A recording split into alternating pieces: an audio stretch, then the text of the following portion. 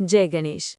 Women आयुष्य organisation के इस मंच पर मेरी सभी सखियों और माताओं का हृदय से स्वागत है। दोस्तों, हमारा पिछला एपिसोड YP09 शयन विज्ञान आप सबको बहुत पसंद आया, लेकिन उस एपिसोड के बाद मेरे पास ढेरों ईमेल्स और मैसेज आए और सबका एक ही शिकायत भरा सवाल था। आपने पूछा, आचार्य जी, आपने ये तो बहुत अच्छे से समझाया कि किस करवट सोने से क्या फायदे होते हैं, लेकिन आपने ये राज नहीं खोला कि क्या हमें दिन में सोना चाहिए या नहीं। तो आपकी उस जिज्ञासा को शांत करने के लिए आज हम इसी विषय पर चर्चा करेंगे।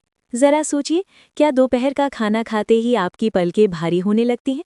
क्या घर का काम निपटाने के बाद वो दोपहर की नींद आपको अपनी ओर खींचती है? लेकिन मन में हमेशा एक डर रहता है कि क्या ये नींद हमारी सेहत के लिए अमृत है या कहीं ये धीमा विष तो नहीं।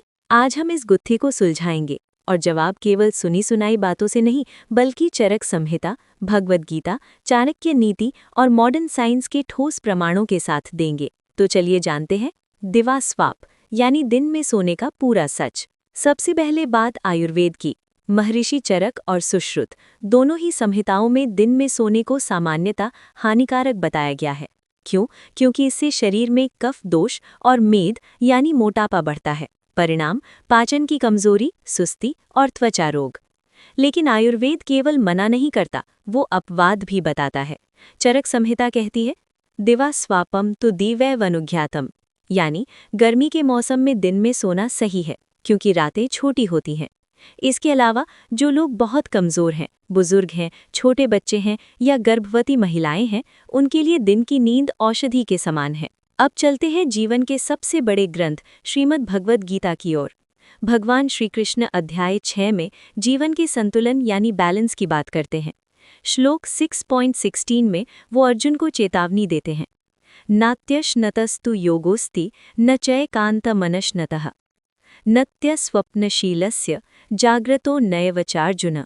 अर्थात, हे अर्जुन, जो बहुत अधिक सोता है या जो बिल्कुल नहीं सोता, वो कभी योगी नहीं बन सकता। और श्लोक 6.17 में वो समाधान देते हैं, युक्त स्वप्न अवबोधस्य योगो भवति दुःखः। यहाँ युक्त स्वप्न का अर्थ है संतुलित नींद, न कम न ज्यादा। भगवान अध्याय 18 में ये भी स्पष्ट करते हैं कि नींद और आलस्य से मिलने वाला सुख तामसिक है। ये शुरू में तो अच्छा लगता है, लेकिन अंत में ये मनुष्य का पतन करता है। चाणक्य नीति और विदुर नीति भी यही कहती हैं। दिन में बेवजह सोने वाला व्यक्ति अपने कर्तव्यों और अपने धन दोनों का नाश कर लेता है। आलस्य ही मनुष्य का सबसे बड़ा शत्रु है। तो क्या हमें दिन में बिल्कुल नहीं सोना चाहिए? यहाँ आधुनिक विज्ञान और प्राचीन ज्ञान एक ही बात कहते हैं। हार्वर्ड और स्लीप फाउंडेशन की रिसर्च कहती है कि 20 से 30 मिनट की एक छोटी झपकी, जिसे पावर नैप कहते हैं, ये जादुई काम करती है। यह आपकी याददाश्त, मूड और सतर्कता को बढ़ाती है, दोपहर की सुस्ती को दूर करती है। लेकिन सावधान, अगर आप 30 मिनट से ज्यादा सोते हैं तो आप स्लीप इनर्शिया में चले जाते हैं। इसका मतलब है उठने के बाद सिर भारी होना और ज्यादा आलस्य आना। तो निष्कर्ष क्या है? शास्त्र और विज्ञान दोनों एक ही सुझाव देते हैं। पहला, वामकुक्षी, भोजन के बाद 10 से 15 मिनट बाईं करमट लेटना पाचन के लिए अमृत है। दूसरा, पावर नैप, 20 मिनट की झपकी दिमाग के लिए टॉनिक है। लेकिन तीसरा, दिन में 2-3 घंटे चादर तानकर सोना रोगों को निमंत्रण देना है। तो कुंभकर्ण ना बने, योगी बने। अपने जीवन में युक्त स्वप्न अपनाएं। जाते जाते एक विशेष सूचना, हम जल्द ही लाइव फ्री योगा सेशन शुरू कर रहे हैं ताकि आप आलस्य छोड़कर ऊर्जावान बने। इसका लाभ उठाने के लिए नोटिफिकेशन बेल जरूर दबाएं।